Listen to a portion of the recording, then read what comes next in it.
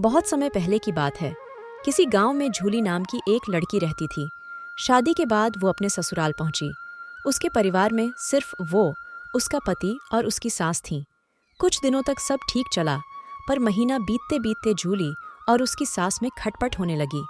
दिन बीतते गए, महीने बीतते गए, पर सास बहू के संबंध सुधरने की बजाय और भी बिगड़ गए। और एक दिन जब नौबत मारपीट तक पहुंच गई, तो जूली गुस्से में अपने मायके चली गई। उसने निश्चय किया कि वो किसी भी तरह अपनी सास से बदला लेकर रहेगी, और इसी विचार के साथ वो गांव के एक वैद्य के पास पहुंची। वैद्य जी, मैं अपनी सास से बहुत परेशान हूँ। मेरा किया कुछ भी उसे अच्छा नहीं लगता। हर काम में कमी निकालना और ताने मारना उसका स्वभाव है। मुझे किसी भी तरह उससे छुटकारा दिला दीजिए। जूली ने क्रोध में अपनी बात कही। वैद्य बोले, बेटी, चूंकि तुम्हारे पिताजी मेरे अच्छे मित्र हैं, इसलिए मैं तुम्हारी मदद जरूर करूंगा, पर तुम्हें एक बात का ध्यान रखना होगा।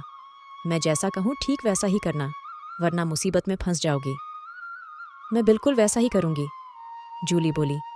वैद्य अंदर गए और कुछ देर बाद जड़ी बूटियों का एक डिब्बा लेकर वापस आए और जूली को थमाते हुए बोले, जूली, तुम अपनी सास को मारने के लिए किसी तेज जहर का प्रयोग नहीं कर सकती, क्योंकि उससे तुम पकड़ी जाओगी।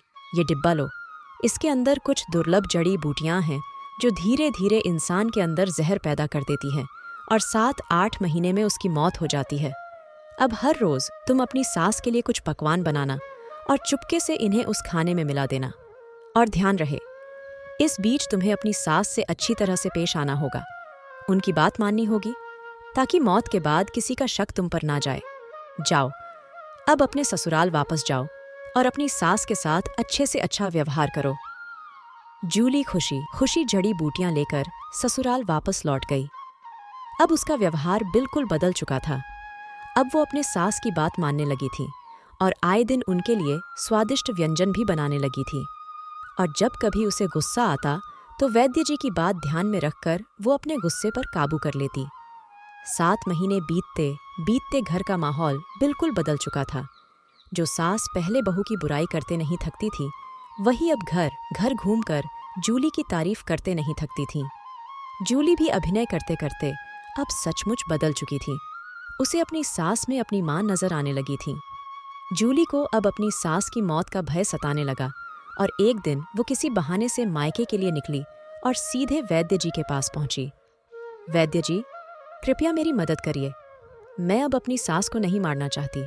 वो तो एकदम बदल गई है और मुझे बहुत प्यार करने लगी है। मैं भी उन्हें उतना ही मानने लगी हूँ। कुछ भी करके उस जहर का असर खत्म कर दीजिए। जूली रोते हुए बोली। वैद्य बोले, बेटी, चिंता करने की कोई जरूरत नहीं है।